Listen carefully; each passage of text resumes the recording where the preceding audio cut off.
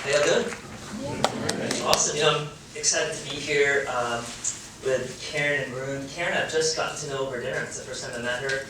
She's probably one of the kindest people I've met in terms of her thoughtfulness and her generosity. And Varun I've known for at least over 5 years, and he's one of my favorite humans in the world. So I am thrilled to be hanging out with these guys up here. And I want to thank Veritas for inviting me. I was kind of surprised because the title of this is about happiness, and I was surprised by that for a mathematician to be invited to talk about happiness, especially because math is the cause of so much unhappiness for so many students of mine. And in fact, this notion of unhappiness about math even extends to adults. You know, people I don't even know, the first time I meet them, when they find out I'm a mathematician, they always start by saying, "Father, forgive me. Father, forgive me for I don't understand trigonometry. Father, forgive me for I stopped at calculus and I didn't want to go on." You know, if I'm talking to most people and I ask them, "Hey, do you remember the last history class you took in college?" You know, talking to some adults and they're like, I don't know, was it Japan, something like, or is it World War II? I don't know. Like, do you remember the last English class you took? I think it was Shakespeare, or the sonnets, or Beowulf, I don't. It's like, do you remember the last math class? Oh, dude, totally remember the last math class. I remember the day I took the final, and I never won it. So, here I am, talking about happiness. So, you know, I grew up in the south side of India, and yet I'm here. I'm here in America, in 21st century America, in the West Coast, in Southern California, and I'm drinking, whether I want to or not, the cultural Kool-Aid that's in the air, right? That's going through our blood, and that Kool-Aid is asking us and telling us, like, what is it that you want to be happy for? And there are these notions, these classic notions of what makes us happy, right? There's issues of power. You know, we just heard this week about Harvey Weinstein's case about whoever has power has authority, they can get away with what they want, and they can kind of get what they want. The consequences of all that. You can talk about issues of fame. You know, dude, if I had just 1,000 more followers, right, 10,000 more, that would get what I want. Maybe issues of knowledge. Look, you're at SC. This is one of the greatest institutions of knowledge in the world right now. And you could think, if I make summa cum laude, if I get into the law school I want, if I can finish that grad degree, then I would have that name. You know, like we have this long list of recognitions that we'll read up here, right? It's like, is that what it is? Like, is that the great life, is to have that long list behind your name? Or is it money? You know, with money you can go to the cool places in LA and take pictures of food. Or buy the car you want.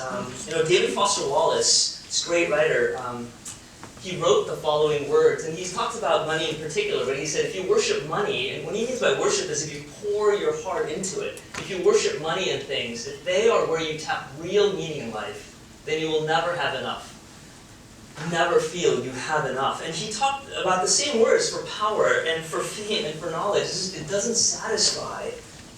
You know, if you actually think about the people who have had these things and who kind of made the good life here, you realize it's really rare for those people to actually have a good life. Most of those lives that you know who have incredible power, incredible money, or incredible fame, their lives, there's a lot of brokenness in their lives, and with their families, there's a longing, there's addictions, there's these bigger things that doesn't seem to lend to the right things. Let me just start by giving you a little bit of advice. I think y'all are too good to pursue happiness. I think it's not actually worthy of your effort. You're better than this. Let me tell you what you should be doing. I think you should all be making a cake. I really encourage you all to go home and make a cake. Like some of you, like my wife, who's like psychotically anal and nerdy. She's not listening to this, but you know, like when you're making a cake, she's like, quarter tablespoon, right? Like you're like mixing these ingredients perfectly, and you make awesome cakes. Good for you. Your cake's gonna suck, and then you share that, and you'll make it anyway. And that's actually worthy of your time to like make a cake with your hands, make friends, make enemies. That's actually worthy of your time. You know, if you ask me, finding the good life, it's actually not for me based on happiness, actually. For me, finding the good life is based on knowing what is real. I just want to know what's real. Like, what's really out there that's real. You know, if I look at the hood of the world, like, what kind of reality reality do I see under there? That's what excites me, right? And once I got that down, then I could figure out happiness down the line. What's real? Now, unfortunately, here's the problem though. You see, math is not equipped to deal with that stuff. Let me give you a snapshot of what I'm talking about, right? Now, on the left, here's a little contest. On the left, over here, is a page from a book in quantum mechanics, all right? And it has equations, symbols, exponential functions. Most of you are getting repulsed at this point, right? Some of you are getting turned on. And we'll talk about those a few later, all right? But over here, about page on quantum mechanics, on the right, you have a page from probably one of my favorite books, if not my favorite book in the world, which is Beowulf. And my question is, which is harder? Which one of these texts is actually harder? Like, which deals with deeper things? Now, you might think that this is symbolic and it feels like you can't read it, whereas you have words like mighty and judgment and limping and loot and man and outlaw. So, of course, it's easier, it just deals with words.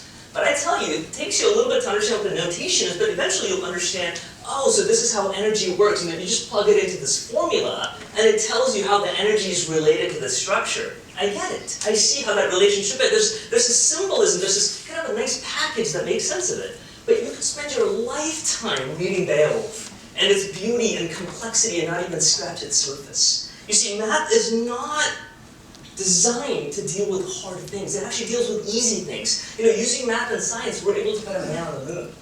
And that's actually the easy stuff. Putting a man on the moon is easy. You know what's hard? Race relations. You know what's hard? Issues of gender. You know what's hard? What it means to talk about beauty. What it means to talk about pain and forgiveness and relationships and loss. That's the hard stuff. Dude, math can't handle that. Have you ever had a math class that talked about any of that stuff? Is there a simple equation that tells me what to plug in to know what I need to do to my wife when I go hang out with her tonight? Should I smile? Should I be happy? Should I bring flowers? I have no idea. It's the hard stuff. There is no quadratic formula for that stuff. It's way too hard. Listen, I'm not looking for answers to math questions, right? That's not what excites me. I love doing mathematics, but this talk, what excites me about reality is, it's not math questions, but I'm looking for answers to the deepest questions. And these questions are the questions that you get asked by SC security guards on Saturday night, like at 3 in the morning. Like questions like, who are you?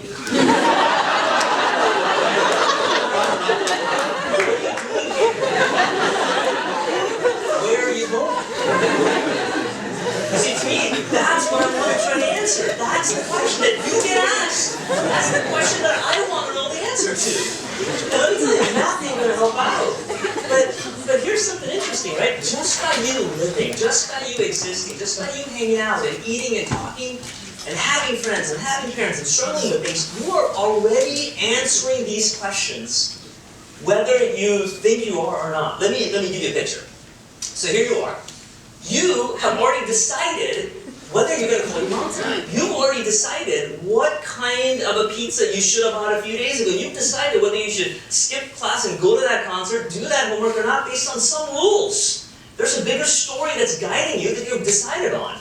Now, maybe the rules that you're playing is the secular humanist rule. Maybe you're an atheist and you say, hey man, that's how I view reality. I'm lifting up the hood and that makes sense to me and that's how I'm going to make my life. Maybe you're a Muslim or a Hindu or a Buddhist. Maybe you're a Christian. Maybe you're in this thing. I don't care. I don't even care about any of this stuff. That's cool, but that's still a set of rules you're buying into.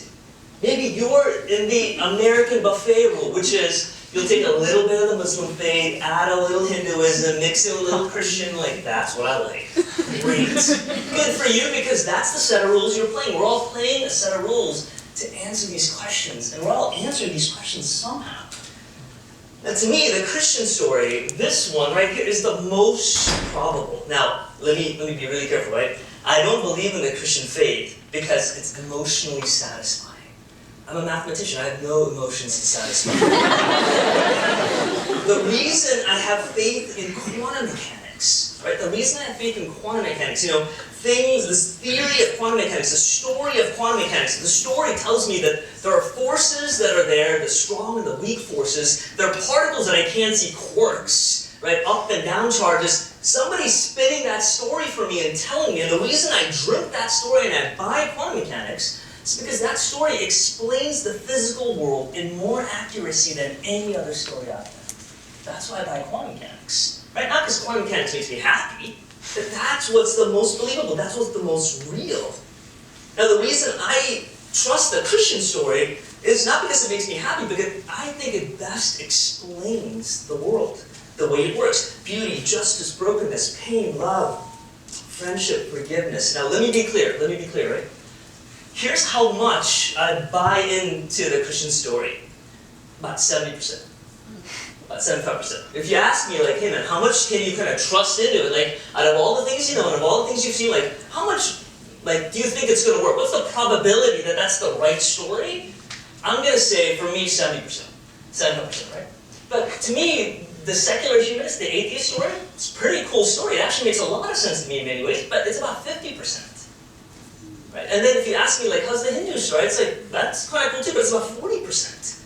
It kind of goes down. So I have to pick some story, and the best story I got, the one that makes the most sense to me, though it's not 100%, is the Christian faith. It's 70%. That's all I got right now.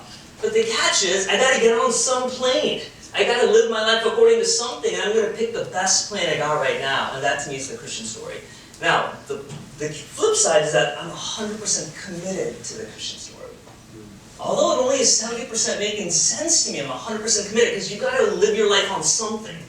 And if you don't know what you live your life on, if you don't care, that's still a choice you're making. To me, I'm 100% in on that story. If you can convince me otherwise, I'd love to know. So I just want to close by telling you, what is this Christian viewpoint that I'm kind of into, right? Now, it's not a formula, it's not some abstract truth written in some golden tablets. To me, it says that the world is absolutely gorgeous and beautiful. But at the same time, the world is broken. There's something wrong. It tells us that God actually pursues us in space and time, in history. God is pursuing us to set the world right, to help us flourish. And that God himself came into the world to do this. He's not doing his orchestrating up here, but actually down here. Not somehow demanding our obedience, but actually just the opposite. He actually gives us all power. He gives it all up in his own life for the people who hate him. And it also says, and my favorite thing, is that one day the world will be fixed, and it's going to be the way it needs to be. Why do I believe this story? Like, why is it so high of a percentage to me? Why is this version of reality making the most sense? Two things. One, I want to close with this. First, it's measurable. To me, I find it measurable. Like, it deals with the Bible, which is a bunch of stories. You can actually use literary criticism. You can use issues of literature to see, does it hold? And it actually has these amazing historical claims. It says God doesn't talk up here, but he actually comes down in history. So you can try to use history to measure whether that's happening. In fact, the greatest event is the event that today we kind of start the celebration for, which is leading up to Easter, the day that's the punchline of the Christian faith. And if that day didn't happen, the resurrection didn't happen, then none of it matters. So somehow you can measure it using historical tools. And finally, to me, the most attractive thing about that Christian faith that resonates is the notion of the physical. Let me show you a picture.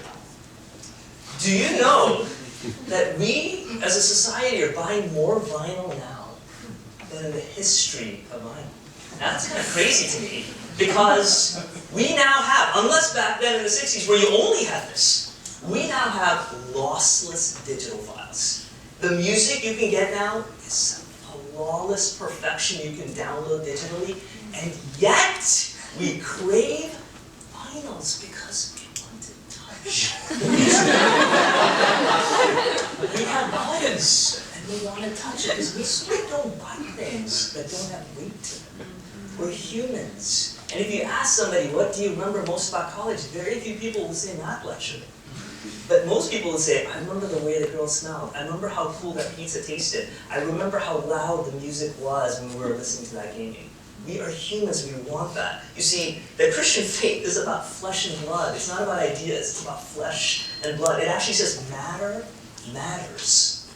God will not destroy this earth, it says, but he'll actually renew it. My favorite thing in the world is ice cream. Jenny's ice cream by far, incredible. And it says, in the new heaven and the new earth, the new place you're going to go, you're going to have more ice cream than you could imagine. And that's going to be amazing. It is this story that makes the most sense to me. It explains the reality the best. And I just want to say, happiness just happens to come along. Thank you for your time. I wish I went first, because I could have set the bar low. Come back to follow. But I'll do my best. So I'm really grateful for the chance to spend some time with you today. I'm super grateful to the Veritas teams who brought us all together. I'd like to acknowledge Joe Thackwell, who's our Director of Christian Life. He's really the sort of center of all this. He brought all these stakeholder groups together to make this happen as he does every year. Thank you, Joe. None of this happens without you. I'm super grateful to our student leaders. You heard from Quincy and Jazz. I think we're all here to see him, but I'll stand in. So thank you to all of our student leaders who made today possible. Very grateful to Karen for moderating it. Thrilled to be on this panel with my Indian brother from another mother, Satyan. Thank you for being here. He drove all the way up from San Diego to be here, and he's going to turn around after this and drive all the way back. Thank you, thank you, thank you. But most of all, I am grateful to all of you for being here this evening as we collectively ask this question: what is happiness? It's a question that all of us wrestle with throughout our lives. If we grew up in the United States, especially if we grew up in the United States, I think we're told over and over and over again, from the moment we're born until the moment we die, that happiness is the goal of our lives. That's what matters. We need to be happy. That's what we should be focused on. If we get the right degree, if we marry the right person, if we have the right job, if we make the right money, if we buy the right stuff, especially if we buy the right stuff, we can be happy. That's what gets us to happiness. And then the assumption there is that if somehow we're not feeling happy in any moment of our lives, then something is wrong with us. We're not buying the right stuff, we're not doing the right things, we don't have the right friends, etc.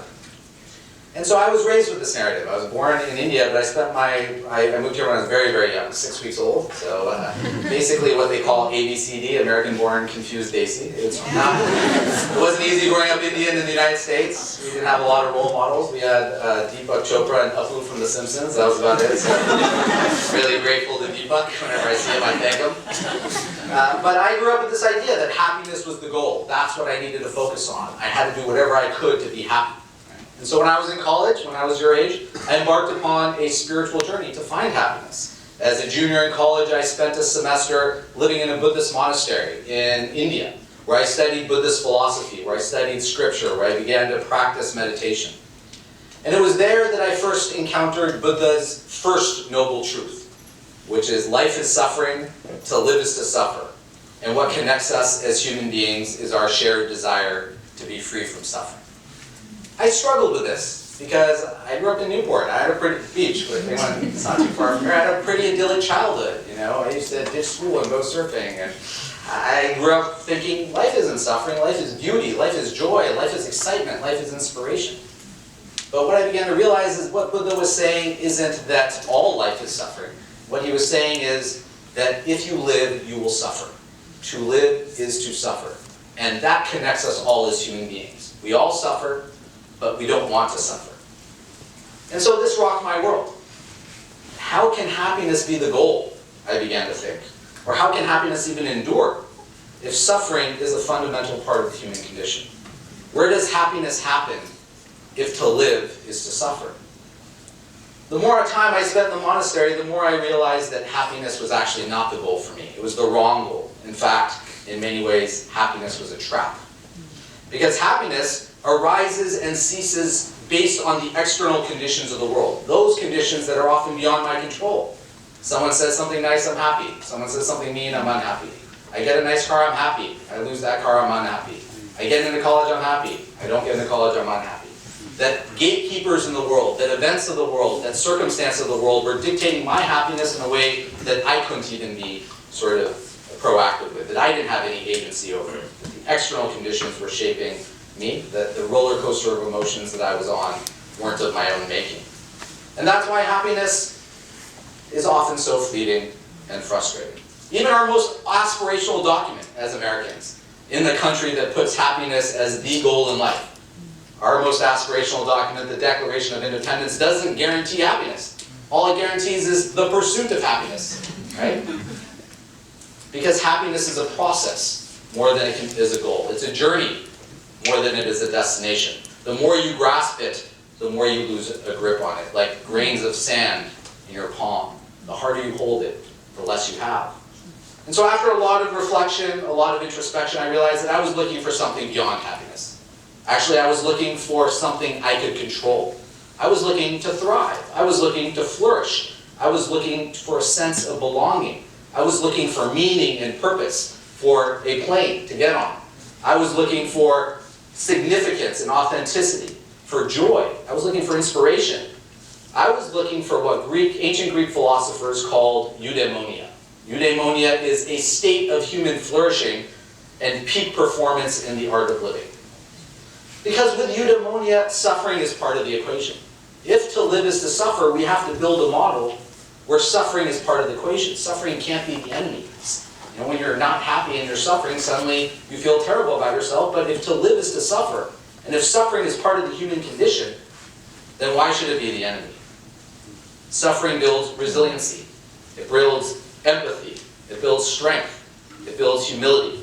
If the goal is only happiness, then there's no room to suffer. There's no room for sadness. There's no room for stillness. And all these emotions and experiences are fundamentally part of the human experience.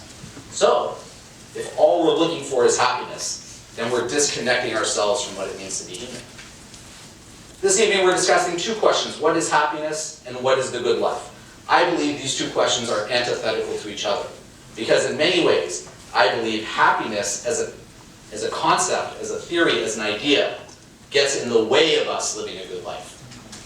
So if living the good life is the goal, if we're to focus on eudaimonia as opposed to happiness, then how do we get there? How do we achieve eudaimonia in our life and in our work? What does spirituality and science tell us about living the good life? The good news here is that over the last 20 years, there's been significant research done on the science of thriving, not just the spirituality, on the science of joy, not just the spirituality, on the science of eudaimonia, the science of living a good life, the science of mindfulness, the science of prayer, the science of gratitude. We suddenly have these sophisticated data sets talking about what religion and spirituality have talked about for thousands of years. And so now, religion and science are in agreement on two core practices that will empower all of us to live a life of thriving and flourishing, a life of eudaimonia.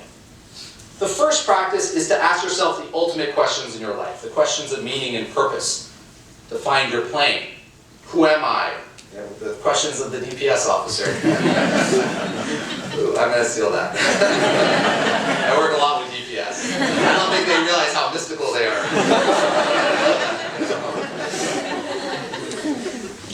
Who am I? What is my role in the world? Not what job do I want to have, but what is my role in the world? What matters to me? Why does it matter to me? How do I translate my values into action? These are the questions that make us human. These are the questions that connect us across space and time with anyone and everyone who's ever lived. To be human is to ask these questions, the questions of meaning and purpose. At USC, you've learned all the right answers. You're here because you've had all the right answers. You wouldn't be here if you didn't have all the right answers on all your tests, on all your standardized exams, on all your essay questions to get here. The very act of you being here is a product of you having all the right answers. And when you leave SC with your great grades and to go on to your great life, it's because you're also going to have all the right answers. So much of our life is focused on what are the right answers. Well, what are the right questions? What are the right questions? I believe the very act of asking the questions of meaning and purpose illuminates our spiritual path. That the act of asking the questions, even if we don't know the answers, and the answers might change. Who am I might change when I hope it does. I hope the answer to who am I changes between the time you're 5 and 10 and 15 and 20. That's what evolution is. That's what growth is. The answers change, but the questions endure. Can we live these questions? Can we breathe these questions? Can we interrogate these questions? For thousands of years, religion has provided us a language and a framework for exploring these ultimate human questions. And in doing so, the world's religions have all situated the quest for meaning and purpose in a larger context. And that context is that we are all part of a reality that is greater than ourselves. There is a we more than there is a me. There is a universe, not just a world. Indeed, by understanding our place in the outer universe, we can begin to explore the depths of our inner universe. And by asking the big questions, we begin to cultivate meaning and purpose in our lives. The act of asking those questions lead us to the plane. The science tells us now that having a sense of purpose and feeling that we are part of a larger whole is not only good for us personally, but also professionally. Research studies show that people who are purpose-driven are 4 times more likely to be engaged at work. They're 50% more likely to be a leader at work. they're 60% more likely to have career satisfaction, and they're more likely to have a higher income and net worth. Now, that's not necessarily why you should have purpose, but that's a nice byproduct. That's what we're taught that we want. That's what we're taught we should have. And what we're not taught is that that is the result of asking the big questions in our life.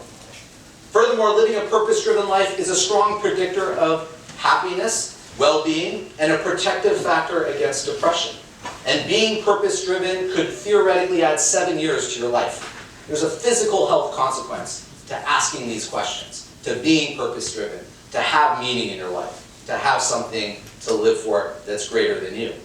So according to the spirituality and the science, asking the big questions of meaning and purpose is a necessary precondition for achieving eudaimonia and for flourishing in your life and your career.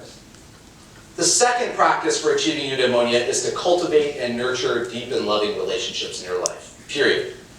Ultimately, the depth and quality of your loving relationships will determine how you feel about your life. And so the best way for you to thrive is to spend time making meaning and sharing life experiences with the people you love most. In my study of comparative religion, I have found that what religion ultimately teaches us is what it means to be human. And what it means to be human is to look for a tribe and to seek a sense of belonging. And that's what the science tells us too, not just the spirituality. In the famous Grant study, you've heard me speak about this, sort of a Grant study evangelist. In the famous Grant study, a team of researchers followed more than 200 undergraduate students from Harvard University for 75 years. This started in the 1930s, to determine what conditions lead to human happiness. And given that there were Harvard students in 1935, they were all men, because Harvard wasn't co-ed until almost 100 years after the USC, which was inclusive from its inception, but that's neither here nor there. Just be happy you're at the USC of the West and not Harvard, the USC of the East.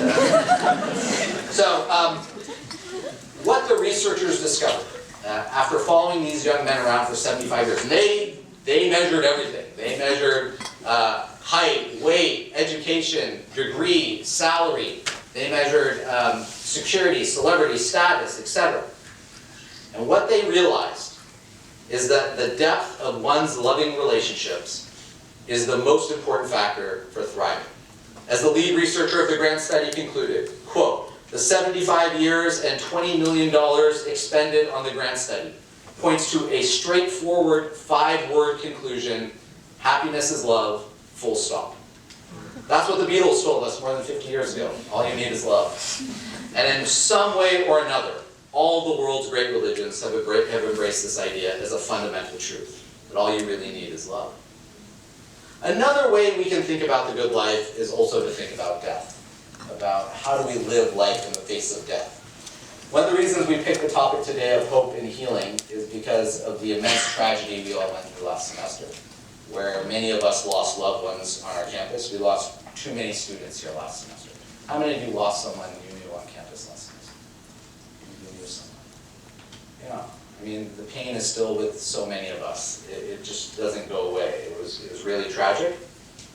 And I saw students, and I saw myself really wrestling with the fragility of life, the impermanence of life, and what does it all mean? What does it all mean if any of us can go at any moment? How do we live a life worth living in the face of death?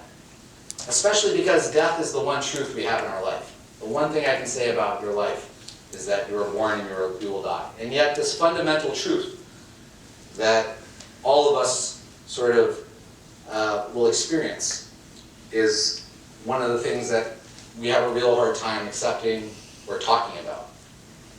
And so I began to think a lot about this last semester.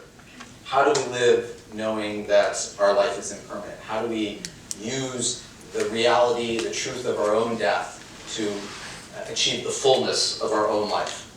And in this, as I was thinking about this, I came across a book by Bronnie Ware. Bronnie Ware is a palliative care nurse. She worked in hospice care. She worked with patients on their deathbed.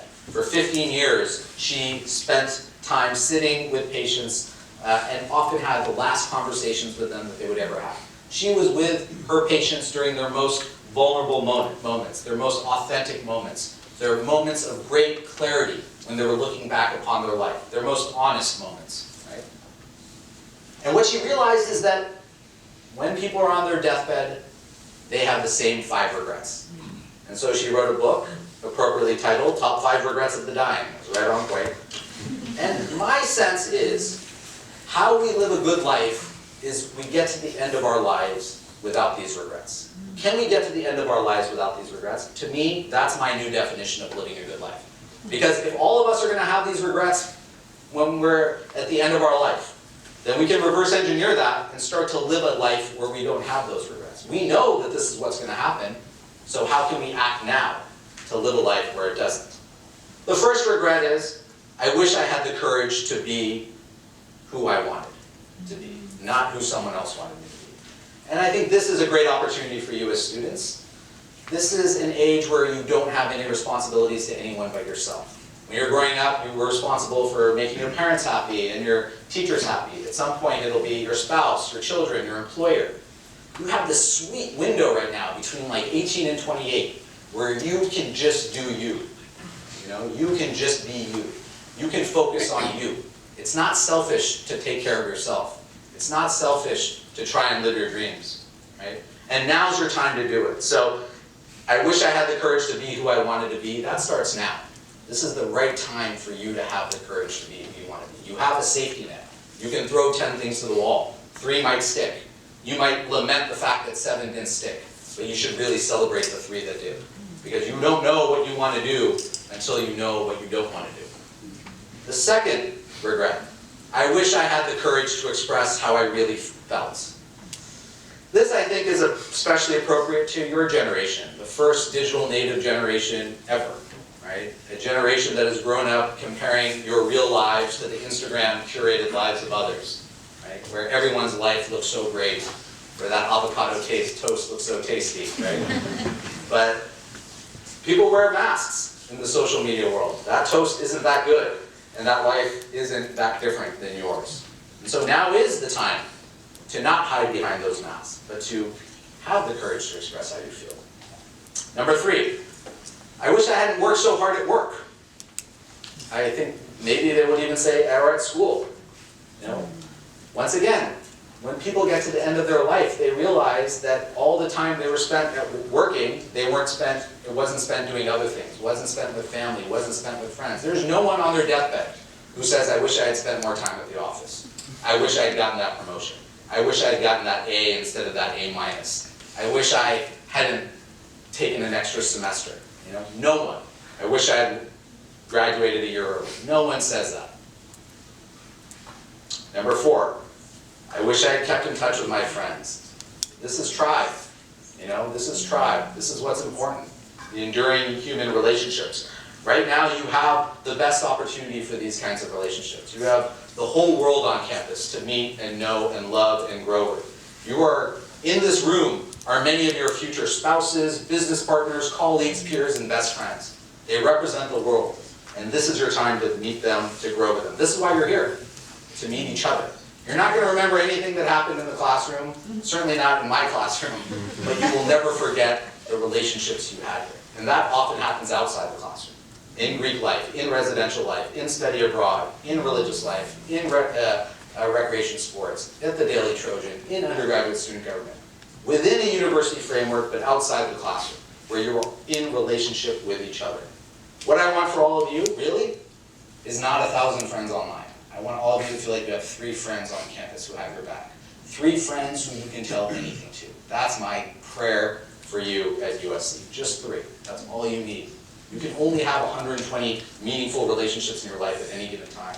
So when we get caught up in how many friends we have online, oftentimes we devalue the friends we have in life.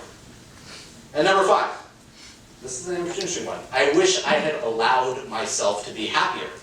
So we get back to what is happiness. I think many of us think happiness is something we are or we're not. Either I'm happy or I'm sad. And that's just it. But what people realize at the end of their life is that happiness isn't what you are or you're not. Happiness is a choice that you make or you don't make. I wish I had allowed myself to be happier. Not I wish I had been happier. That at some point at the end of your life you realize that the barrier to happiness was you. Your own way of seeing the world, your own way of thinking about the world, your own mental conceptions of what was important or not. And so, how do you live a good life? I think you live a good life by getting to the end of your life and not having these regrets. Thank you. to get on this path of understanding their individual good lives, like what it takes, what practical things would you, what you've done in your life would you give to your, to the students out here?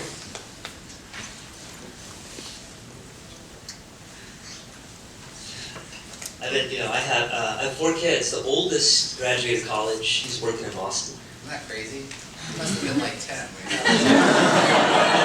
My second is in college. My third is a junior in high school, and we adopted this little girl. She's now 8. She's blonde hair, blue eyed. She's by far my favorite. That has its own complexity. We'll talk about that later.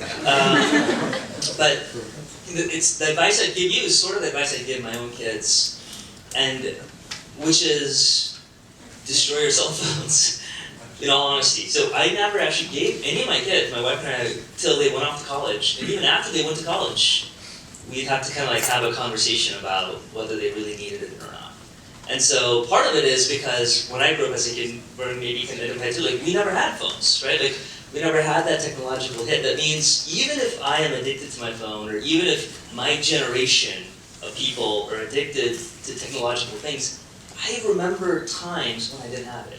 Right, I can kind of go back to that bedrock of like, dude, I remember I just took a bike and went to my neighbor's house and pulled it, that I just remember those days, what it meant to have friends, and what it meant to actually knock on a door and be like, I just made some cookies, welcome to the neighborhood, and I was like 12, because my mom's like, get out and do that, right? Like, it's just like, that's part of what you did about being this physical thing, and I can go back to those days, even with technology around me, and I just wanted my kids to have that chance. I know that the moment they turn, they go off to college 18, 19, and they all got phones, by the time they're freshmen, their second semester, they're going to learn to use it, and they'll use it for the rest of their lives. I just want to protect them for a little bit, for them to kind of grow in a soil without it. So that I'm struggling with that personally as a father. I'm messing them up too much by doing those kind of things, and how much to push on technology, but that's what I'm doing. For me, I think that what I would say is redefine success. I think we all have a very limited idea of what success is. I was raised in an immigrant family, and success was education, providing for your family, and earning a good life, good living. And I think that is a good definition of success, but it's very narrow. If we're going to live a good life, and we know what it takes to, and we know what creates a good life, our relationships, a sense of meaning and purpose, an ethical worldview, a we, not me mentality, a sense of something greater than yourself, right? We know that's what makes a good life. Then why is that not success? Why is friendship not success? Why is it success when you do well in a quiz, but not when you stay up till 3 in the morning procrastinating before that quiz? To me, that's actually success, because you're procrastinating with a friend. Those are the things, you never remember the quiz, but you always remember that conversation. Why is success not courage? Why is success not bravery? You're all incredibly brave and courageous for leaving home, coming to college, and trying to live your dreams. Why is that not success? Why is success only the things that other people judge us by, and not the things that we judge ourselves by? Why is success net worth and not self-worth? Why is success something where I have to jump through everyone else's hoops, but not where I have to jump through my own hoops? Right? Why is success what other people think about me, but not what I think about myself? So I think we have to expand the definition of success and include failure within that success. When you fail into success, right? Thomas Edison invented 10,000 light bulbs that didn't work before he invented one that did. And he said, I didn't fail, I just found 10,000 ways that didn't work first. Michael Jordan said, I missed so many last-second shots, I've lost so many games, I've failed over and over again, and that's why I succeed. Right? So, all the people who you admire who have had spectacular success have also had spectacular failure. We tend to lionize the success, but that success is not possible without that failure. Once again, this is your time to fail. You have a safety net. If you fail, it means you're outside of your comfort zone. It means you're trying something new. It means you're trying to grow and evolve. That is success in and of itself. Evolution, growth, doing something different, getting outside your comfort. That's why you're in college. Those are the reasons why you're here. So I think we need a larger definition of success that also honors who we are, where we can proactively determine for ourselves what those metrics are. not just sort of outsource that to other people. So I just concur with that in terms of learning how to embrace pain. Like that's something that I personally have, worked on in my own life. Pain, failure, embracing it, not just kind of accepting it, but actually seeing it as value, not something to avoid or think that something is wrong with those elements in your life, because it is part of life, just like death is part of life, and embracing it, or learning how to do that. So accepting those things as part of life. And so I guess one more question, Quincy, for the panel, for us, is that one or two? So you mentioned about spirituality, Varun, and the purpose that you can find through that, and also relationship as being central. So what would either of you say to those students here who are not necessarily believers in any kind of spiritual faith tradition, or maybe secularists? Because I want to know that this is something that each one of these students can pursue. For me, the encouragement that I give, kind of this bread and butter way of living life, like how do you do it in practical senses? To me, being human is really related to your body. That's the only I would say. Let me tell you background of what's going on. To me, the resurrection of Jesus is the punchline to the faith. And when he came in this new place, in the resurrection, he actually didn't come with theological knowledge that we had then. He actually came and said, hey, do you see my hands and feet? And then in Luke 24, he said, you need food to eat because I'm hungry. And to me, that resurrection of Jesus, my faith says, that's what the future is going to look like. That's what everything fixed, everything perfect is going to look like. It's going to look like a place where you have a body. So to me, when I hear the words being human, I agree with Vern, but I wanted to me, my faith would add on to it. Do things with your body. Value your body. What I mean by that is grow vegetables. Hang out with a farmer. Literally, touch the soil. You know what I did this morning before I came here? Is we have a little garden in the backyard in San Diego, but I was pulling potatoes. I'm not sure if you've ever pulled potatoes from the ground. It is my favorite thing to do in the world. I'm not even kidding. It is, you just pull it off, and then once you pull it off, you have to then go digging, because the potatoes are and then you have to kind of go digging for potatoes. It's like gold. And then if you find one, it's like, this is amazing. What it does to you as a human, literally, to use your body, it matters. You mentioned both finding joy and also allowing for happiness. Is there any difference between those two things in your opinion, and how you would approach it? Thank you. That's a great question. I do differentiate between them. I think happiness is the trap, but joy is the goal. For me, joy is enduring. Joy comes from the inside. Joy, you can still have suffering, but still kind of get to joy. It's more of a state of being.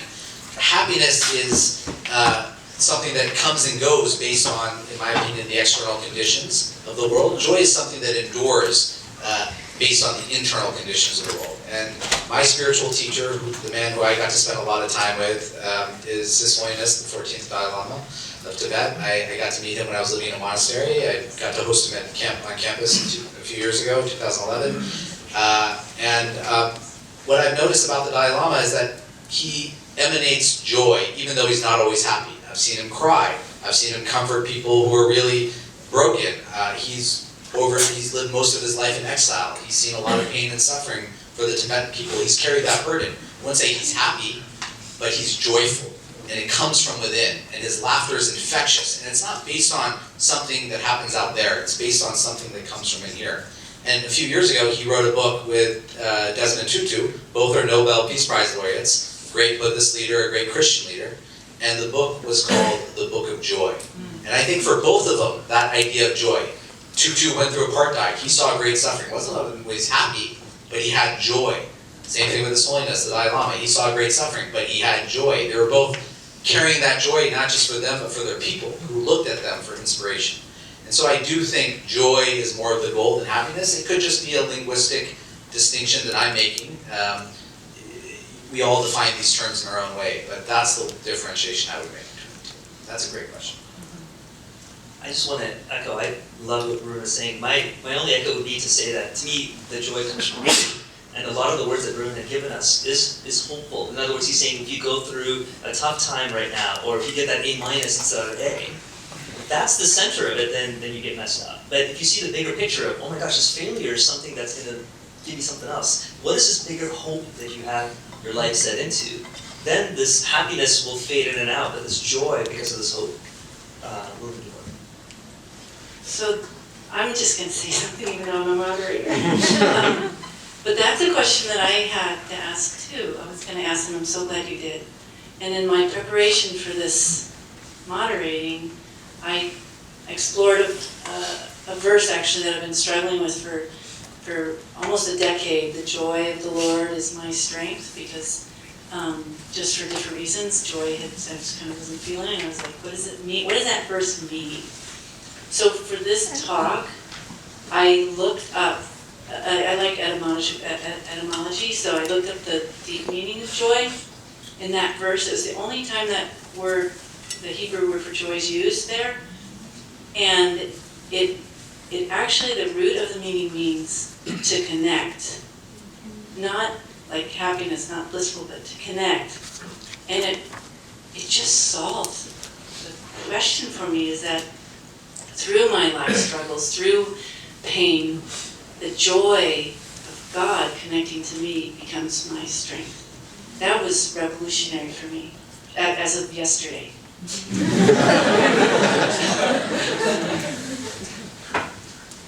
Okay, am I to read that? Yeah. Okay. Can I just? Sorry. Oops. Is hell and judgment real in your views? And if so, should avoiding it have some priority for those seeking lasting happiness?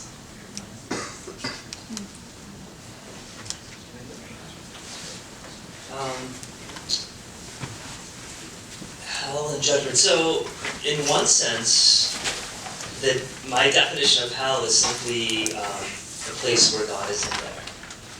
And so, in one, I guess it's a little complicated, but let me kind of unpack it a little bit.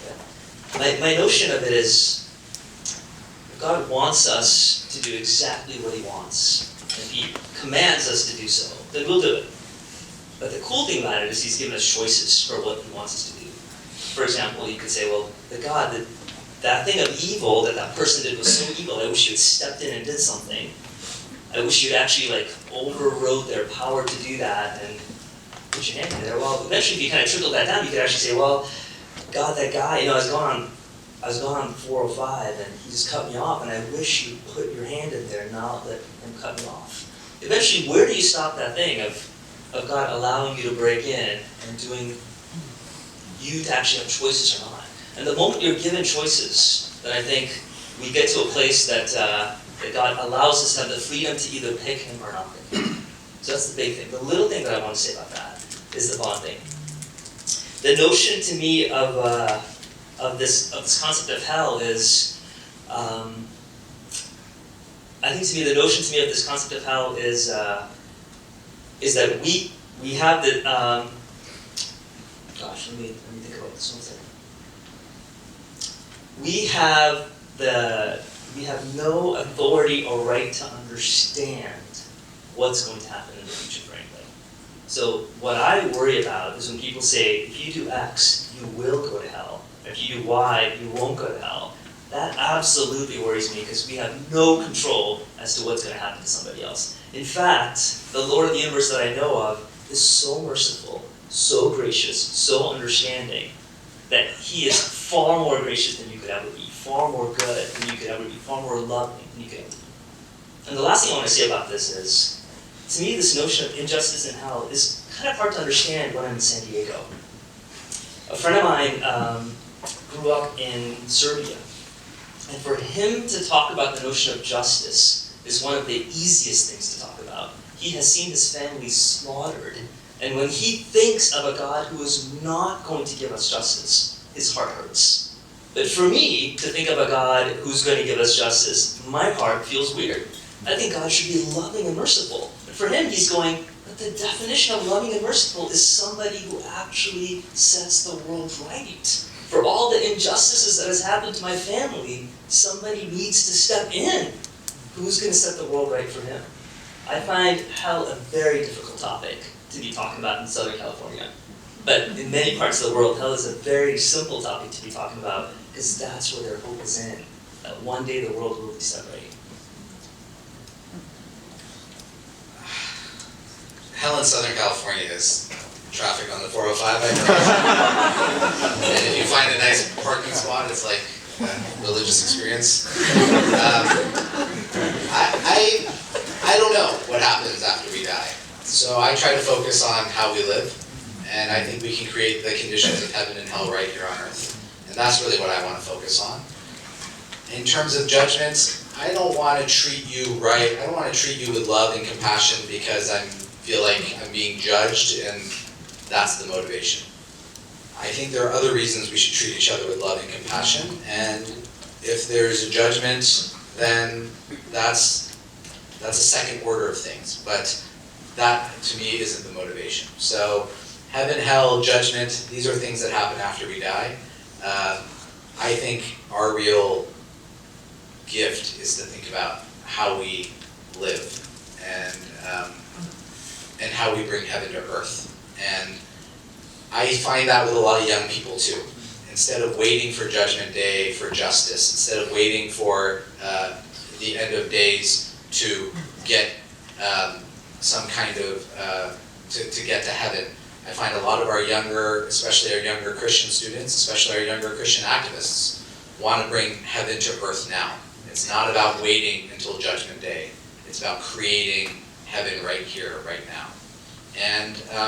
And that's a powerful idea for me.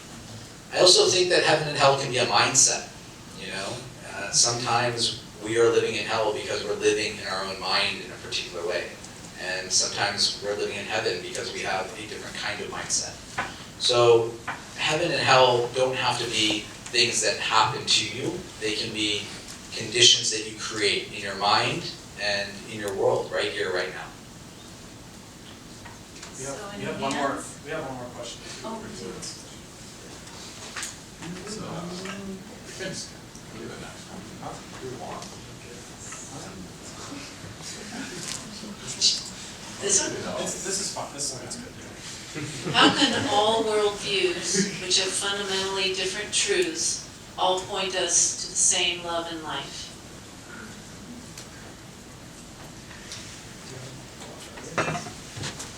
So there's Satyan would know this story, growing up in India. There's a famous Indian parable that my grandfather used to tell me about, the 8 blind men and the elephant, which is that they're 8 blind men, they're walking through the forest, they come across an elephant, and they want to think about, what is this elephant? What is the nature of the elephant? So one man grabs the tail and says, oh, the elephant is like a broom. The other man grabs the tusk and says, no, the elephant is like stone. And the other man grabs the ear and says, no, the elephant's like leather, etc., etc. Each man touches a different part of the elephant, and from their perspective, that is the elephant. The elephant is the tail, the elephant is the tusk. But when they get together and they talk about their experiences, they build a reality that's greater than themselves. And when they get together, they can build the whole elephant in a way that they can't through their individual sort of perspectival lenses. This is the way I kind of feel about religion. I feel that we all have our own perspectives, but the truth is bigger, and it can be, and that all perspectives can be true, but the truth is bigger than any one perspective. It's kind of like a dog with physics. You know, can a dog understand physics? I'm not sure. Can we understand ultimate reality? We can understand perspectives of the ultimate reality. But the importance of us sitting around and sharing our different perspectives is to create a greater whole. Not so that we negate each other's reality, but that we lift it up in a way that connects it with the other realities around us. And I think that is how we learn. That's how we grow. That's how we build a perspective in a way that gives you a bigger sense of truth, a bigger slice of the pie. So I don't think that just because worldviews are different means that they're opposed to each other. We tend to have binary thinking, and especially at the university, right or wrong, black or white, good or bad. But most of the world is not binary. Most of the way we experience life is in the grays, it's in the middle, it's in the multiple perspectives, not in the dual.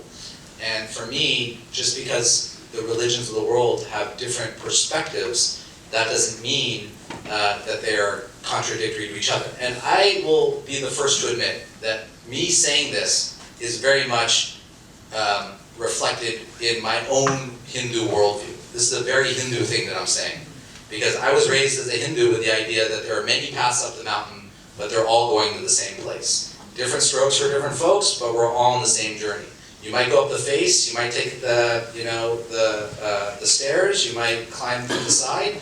Whatever your path is, we're all going to that same place. And so there's no right way up the mountain. There are different ways up the mountain. What's important is that we're all focused on the same goals. I agree with a lot of what Varun says, and I like his analogy of the elephant. And I really enjoy the fact you said that as a Hindu perspective, in the sense that that's true. I think in many senses we are agreeing. I mean, we're on the stage together, encouraging you to think about these big questions. But at the end of the day, what if the pieces actually are in conflict? Like the guys get together, the blind men, and they're like, wait, it doesn't actually fit together to form an elephant, right? Like what if I'm actually looking at a part of a dog and pulling its tail, and you're actually looking at a part of a cheetah, and like what? What do we got? And so what I mean by that is, the Hindu perspective would say this, but the Christian perspective actually, other perspectives, there are tensions. Like the Christian perspective does say that Jesus is somehow this ultimate answer to reality, and what happened on Easter is a punchline to everything. If you talk to a Muslim, they won't agree with that. That is actually wrong. That's not what the Muslim faith would say. It's actually in contradiction to it. So if you put those in the bag and mix it, they don't mix together. And if you talk to a Jew, they would say the same thing. Jesus was not the Messiah at all. In fact, we're looking forward to the Messiah. So there are these tensions. I think there's a lot of tapestry that we can agree on, and I think we are deeply in agreement to say, search for those things, ask these bigger questions, be in community with one another to think about those things. But I would actually say when it comes to it, certain things are in tension, and they don't all fit together so nicely. So there are some questions to be resolved and deeper questions to be asked. So I want to just add a little thought that I kind of live by this, and it's a verse in Jeremiah 29, and it says, if you search for me, it's a Hebrew phrase, but I believe it applies to humanity, to human. If you search for me, I will be found by you. If you search for me with all your heart, I will be found by you. So I can agree with both of you. The good life is about being on the path of searching and continually asking, and for what the meaning of life is and what the meaning of the good life. And I really trust that if you're on that path, if you're searching, he will or she will be found by you. I have no doubt. That's just me. So I think one thing that one of my mentors told me when I was your age was, you can doubt a creed, but you can't doubt a dance. And that always stuck with me. I think some of the challenge we're having here is just the challenge of language. That when you talk about any kind of truth or reality, language itself splits the world up into constituent parts. But when we experience reality, transcendence, God, awe, it's a feeling beyond any words. That's why poetry is so powerful in spiritual language, because poetry uses words to get beyond words. And so we might disagree on, who a particular prophet might be, or what this text say versus what that text say. But I think when we're standing in Mysterium Tremendum, in the face of ultimate reality, in the face of God, when we're at a point where we're having a human transcendent experience, when we're beyond words, we're all connected. And oftentimes, language is what is getting in the way of that shared human experience. So I'm going to ask our guests to reflect on one final question I have for each of them. So where do you draw from the well to find your abiding joy that you talked about that transcends?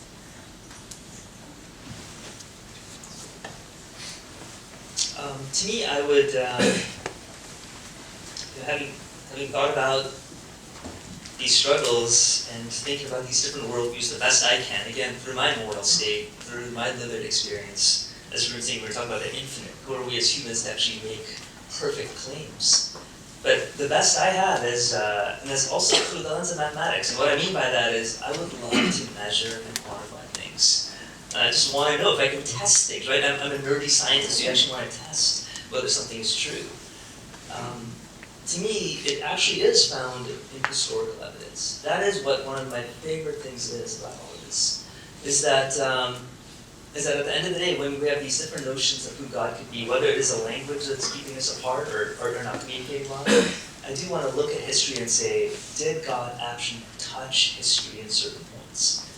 And the biggest encouragement I would ask you to do, going back to searching, is to look at Easter, because it's coming up, and today's kind of the mark of getting ready for it.